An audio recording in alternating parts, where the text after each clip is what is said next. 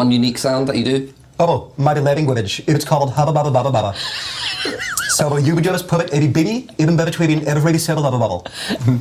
I mean, do you laser souls?